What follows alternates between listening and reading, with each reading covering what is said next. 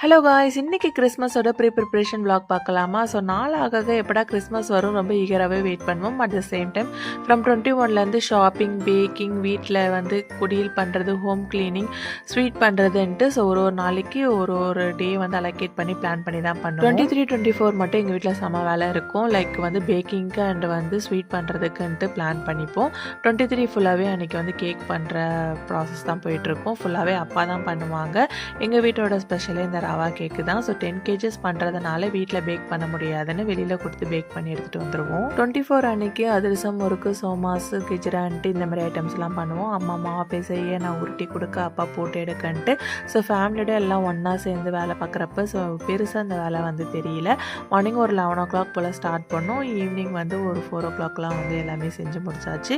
So அதில் 100ன்னு சொல்லி சுட்டுருந்தோம். So எல்லாமே பார்த்தீங்கன்னா ரிலேட்டிவ்ஸ் அண்ட் ஃபேமிலி மெம்பர்ஸ்க்கு கொடுக்கறதுக்கு தான்.